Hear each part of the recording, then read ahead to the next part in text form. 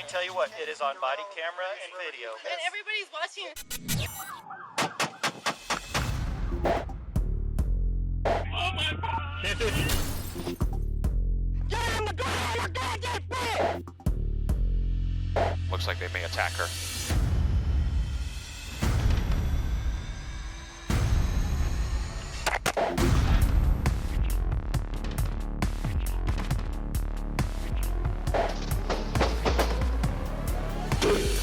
Somebody secure my glasses, my body camera's on it. Hi, I'm Sergeant Sean Sticks Larkin of the Tulsa PD's Crime Gun Unit. As always, we've got some great stories for you on this episode of PD Cam, so let's jump right in. First up, we're heading to Bexar County, Texas, where the Department of Safety is tracking a suspect who's fleeing from police after being spotted driving a stolen vehicle. This incident was captured entirely by the department's helicopter cam. Now, just a warning, what you're about to see gets pretty intense. Okay, I think I got him. He's traveling westbound. He's on the access road right now. Okay, he's on the wrong side of the road, trying to split the middle access road. Got front end damage. The pilot is in constant communication with ground units to guide them to the suspect's current location. Just blew through the intersection at Zool Road, getting back up on 10. He's back number 2 lane, just really slow. Okay, he's got smoke coming out of the front left tire now. He's probably going to have to shut it down pretty quick. He's smoking on the road. Just lost a tire. Now he's running on the rim. He is IH-10 and FM-1518 taking the exit. IH-10, F-1518. IH-10 at 1518 is the area of Interstate 10 where the suspect is currently traveling. This 107, how far behind are you guys? 6631 to 107. Going underneath 1518 right now. I'm on 10. Got another unit on the access road. This chase has now spread across county lines. Okay, 10-4. He's still slow rolling it, coming up to Frudenberg Road, still on the access. Heads up, guys. He's under the floorboard, guys. Under the floorboard. Be careful. Be careful. The helicopter is able to see things officers on the ground may not. It's crucial that air and ground units stay in constant communication. He's under the floorboard, guys. It looks like he's getting out. Watch it, taking up a defensive position, guys.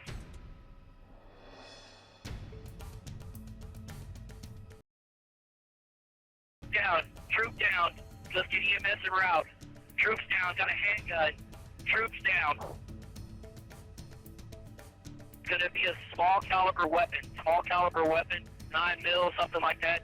And he shot in the right arm. I think we're gonna try to land and medevac him ourselves. Copy that? The suspect, who had an extensive criminal record, fight. He died the following day at a local hospital. The trooper was shot in the right arm and was taken to a nearby trauma center. The job. Now let's head over to Albuquerque, New Mexico, where police are responding to multiple calls about an agitated man with a knife. The encounter was captured entirely by 5 different officers' body cams. Hey, brother, it's the Albuquerque Police Department. We just need to talk with you, man. Make sure you're okay. Listen, APD, come on, talk to us.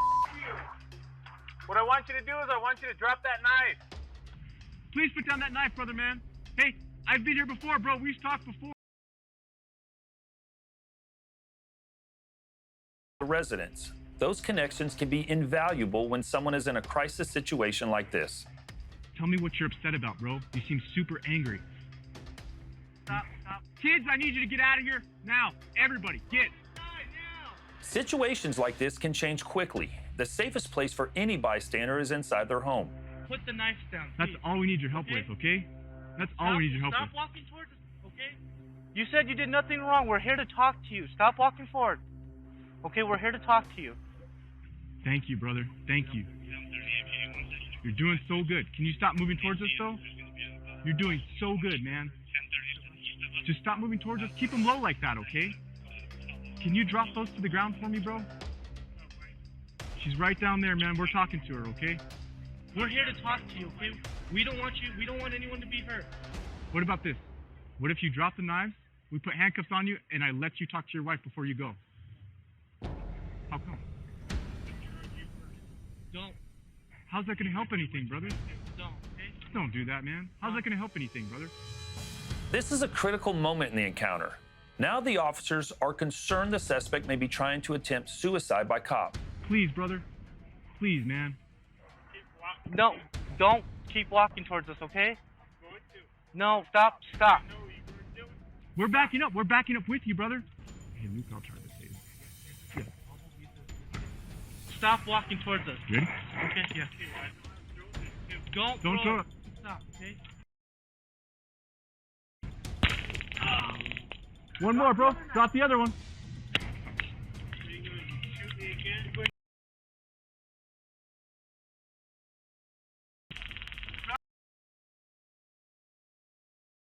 Even though neither of the taser deployments were successful, the suspect still drops the knife. Get out. Get him away from the knife. Although he no longer has a weapon, officers need to subdue the suspect immediately to keep him from hurting himself or others. We're gonna sit you up on your butt. I want you to kill me. No, we don't want to kill you. I want you guys to shoot me. No, we don't want to do that. We care. You use these damn taser things. Okay. It's because we care about you. Shoot me like normal people. Why are you having these feelings? Why do you want us to hurt you? I don't know. You don't know? How long have you been feeling like this for? A long time. A long time? This man is clearly in distress. Officers know that a calm, friendly approach is the help that he needs. We're not here to hurt you. We're here to help you. We're here to get you help. Take a look at you, okay? And then if you need to go get some services at mental health, that's what we're going to do for you, all right? The suspect was arrested and later pled guilty to aggravated assault on a police officer. He is currently out on parole. Now let's head to Bullitt County, Georgia, where a deputy on patrol is responding to a report of an accident on private property. This incident was recorded entirely on the deputy's patrol car dash cam. When the deputy first arrives, nothing appears to be out of the ordinary.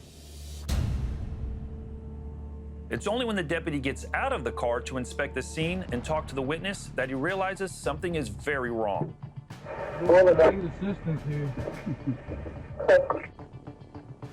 It turns out a 10-year-old boy is trapped underneath the all-terrain vehicle that has fallen onto its side. I need help here now. 28, I'm coming. It's on a very long driveway. You won't see me from the road. The young woman you can see pacing there is the victim's older sister. She made the 911 call. The boy's entire body is trapped beneath the ATV. Only his head is visible to the deputy. The boy is conscious through all of this, but can't speak because the ATV is resting on his neck, slowly choking him.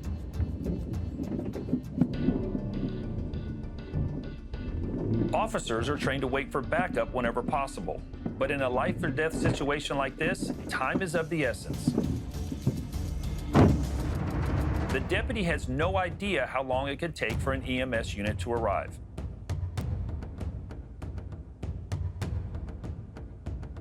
Using a tow rope, the deputy rigs the ATV to the front of his cruiser.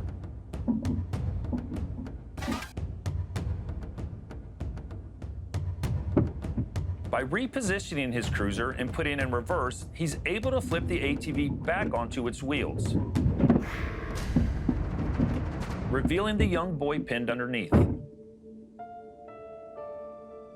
With the boy no longer trapped, the deputy renders as much aid as he can until EMS arrives and stabilizes him for transport. The boy was flown to a nearby hospital for treatment. Miraculously, he was not seriously injured, and glad to say he has since made a full recovery. The deputy was later awarded a life-saving medal from the Bullitt County Sheriff's Office for his heroic work. Now let's head to Seminole County, where the Florida Highway Patrol is performing a traffic stop on a driver that they believe is under the influence. This was caught on a patrol car dash cam and an interior car security cam. When performing a traffic stop on a highway or busy road, officers will often approach a vehicle on the passenger side. This is for the officer's safety to keep out of oncoming traffic. What's going on? You have your license on you? How much have you had to drink today? 3 drinks? What you see there is a lemur escaping from the back of the man's animal carrier. So this that you have, these animals. I've encountered a lot of crazy things after stopping a vehicle, but never a lemur. Can you step out of the vehicle, sir? I want you to. I do not want you to lose her. Please do not lose her. I don't want to lose her. I see right there. While the suspect is safe in the back of a police cruiser, officers now have to try and recover the lemur.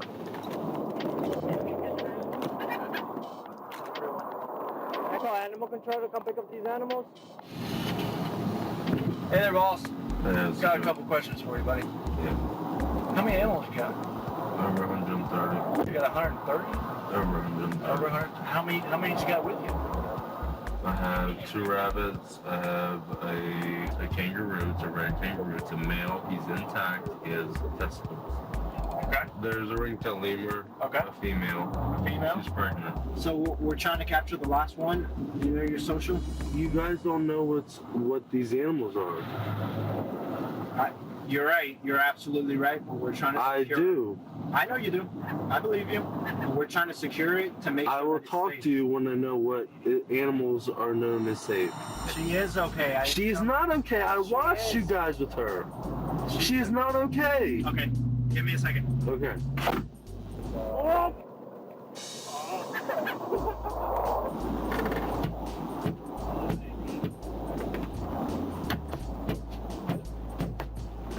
I will help you guys get her, please.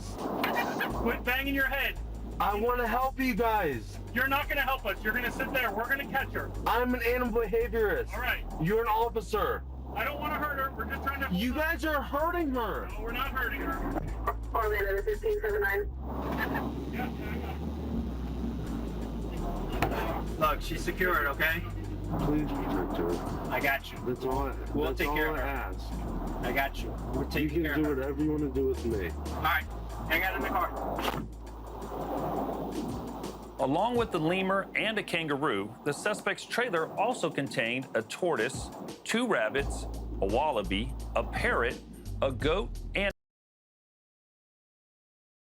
I don't want her to get hurt. the suspect was charged with DUI, driving without a license, reckless driving, and 10 counts related to the welfare of the animals he was carrying. He's currently being held in the Seminole County Jail awaiting trial. The Florida Fish and Wildlife Conservation and Commission took custody of the animals and placed them in zoos and shelters throughout the state. The truck just narrowly avoided getting spiked there. 6-8, let's just continue.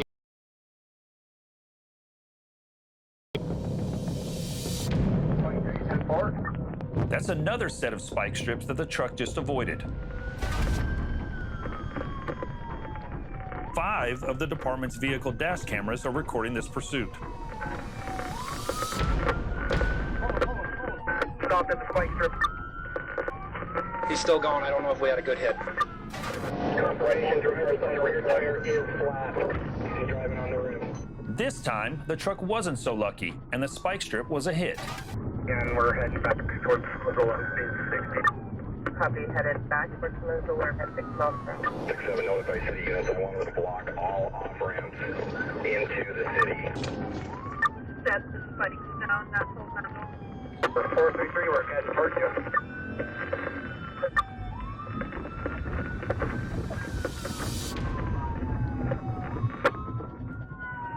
Trying to run over an HB.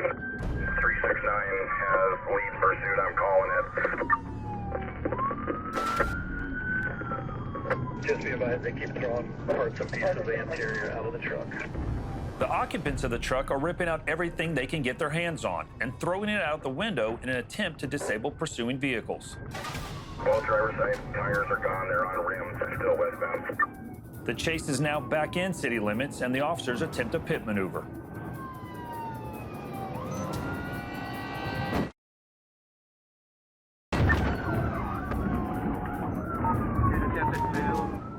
Be advised, my car did make contact with the rear of his, and I'm out of the chase. Units are still covering. The deputies need to stop this chase before it escalates further. Luckily, it comes to an end in the middle of the street.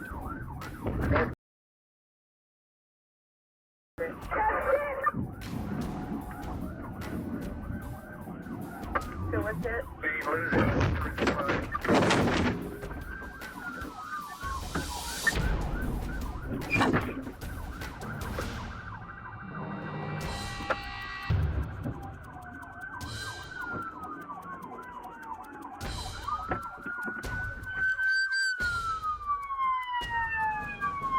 6445, we've got the vehicle stopped.